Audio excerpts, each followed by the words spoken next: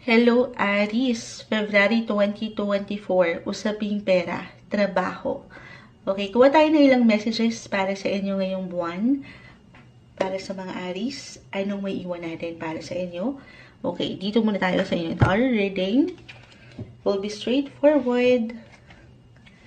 Para sa mga Aries, hello kay Miss Lorna Disimulacion. Tayo nga po pala ay live sa ating FB.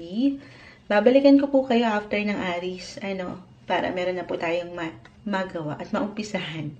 Salamat po sa pagpasok sa ating live para sa mga Aries. February 2024, usaping pera, trabaho. Anong maiwan natin para sa kanila? Message. Aries.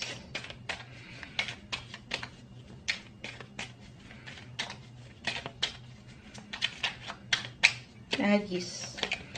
Ayan, may umaangat dito. Okay. So, parang gusto kong gamitin to. Kasi parang pag may nagtanong kasi, kaya dito siya nakapwesto. Sige, gamitin natin to. Para nakatayo. The moon is in reverse. Ayun, kasi parang hindi siya kita sa cam, no? Atin nga po palang nire-record din ng mga bagay-bagay. The Knight of Cups. The Nine of Wands. This one is in reverse. Okay. Okay, so dito, ito sa mas practical, kung meron man po kayong pangangailangan or merong mangailangan sa inyo this month when it comes to money, ito yung unang-una kong nabon na dito kasi the moon is here, the Knight of Cups, the Nine of Wands reverse. Minsan hindi maiwasan, syempre pa na nakukulangan tayo at times. Reversal din po tayo every time. So, maaaring ito ay mag-apply sa'yo or sa ilang taong nakapaligid. It could be a friend or a family member. Maaaring meron kang or meron siyang may offer sa'yo na something na pwedeng makatulong financially. Okay? Hindi man ito merong value kahit ito yung pinaka-topic natin about your money and career sector. Kahit sa simpleng serbisyo ito, or pwede nitong may offer na talento, yung ability na siyang maaring makatulong para sa'yo. Meron ditong ilang pag-angat ng connections emotionally. Merong support. Hindi ka dito nag-iisa. Okay?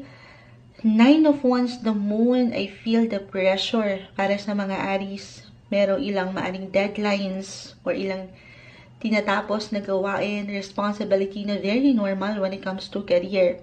So, andito po umaangat yung patuloy na pagiging busy and productive ng mga Aries this month. Andito yung enerhiya. But at the same time, okay, the moon and the Nine of Wands, kasi, yes, balance kayo, the Knight of Cups. But at the same time, sa realidad, tayo pa rin ay magkakaiba ng posisyon, sitwasyon, may pagkakataon talaga. Kaakibat ng trabaho ay yung pagod, yung ilang bigat, mentally, physically. Pero kasi nanlalaban kayo eh. Lalo pa kung meron talaga kayong kailangan na makuha, of course, yung income or yung sweldo. Or kung sabi ko nga, kung may kulang man, meron at meron support guys. Hindi kayo dito nag-iisa. Okay, yun yung pinakaunang mensahe na aking napupuna rito. Sige, add pa tayo. Aries, February 2024, usaping pera, trabaho.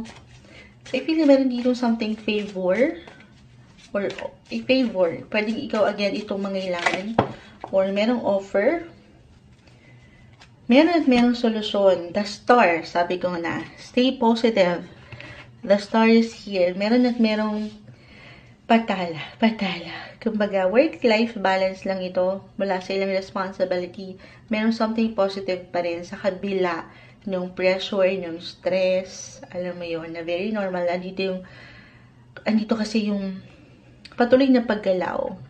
But at the same time, minsan nasusobrahan. Dahil nga po, nagpo-push ka na maganda. Isang magandang katangian na pwedeng umangat sa'yo ngayong buwan. Pero andito ang supporters. Meron at meron kang patala. Ayan. Meron at merong pwedeng sumagip sa'yo. Or sa mas practical, bilang kayo naman Aries ay very independent, kayang-kaya nyo ito. Okay? Tatayo kayo sa inyong sariling mga paa.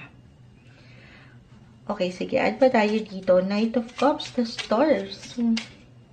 Maring ito po yung mag-reflect din sa kapareha. Meron something kayong matanggap na pwedeng magliwanag ng inyong hindi lang puso, pero bulsa.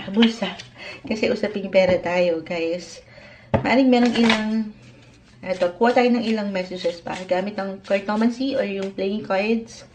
Maring merong celebration, okay, or events kayong pupuntahan this month. The Six of Diamonds or business, work-related ito, may event. You will surround yourself with your workmates or ilang colleagues ito. Na ayun nga, maring kaakibat rin nito yung productivity na aking na-mention, yung pagkapagod. But at the same time, na ano rin naman kayo, nare-relax din. Or maybe isang message din yun, i-consider din ang pagpapahinga in a way na nagtatrabaho. Parang ano to eh, hindi lang kayo nagtatrabaho pero nag-e-enjoy din. Okay? Six of Diamonds, may pagka-healthy, guys, when it comes to your money sector this month. Kasi nga po, may ilang opportunity dito, offer, merong ilang support. Or maybe, for some of you, guys, just only take what resonate, ay merong ilang higit na iniiwanan ng focus and attention ngayon na may kaugnayan sa inyong daily work routine, kung saan kayo kumikita, may extra ganap dyan. So, meron din extra work, okay? Extra income, extra responsibility rin. So, napakaraming enerhiya na pwedeng umangat dito.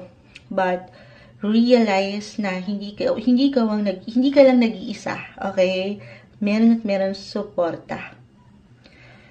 So, maring maramdaman na may pagka-busy talaga ang buwang ito. Mula sa ilang patuloy nyong pinayayaman sa inyong patuloy na pang-araw-araw na buhay trabaho. Andito ang income. So, hindi ka mawawalan. You will be financially covered this year, February 2024, monthly tayo. Para sa inyo, Aries.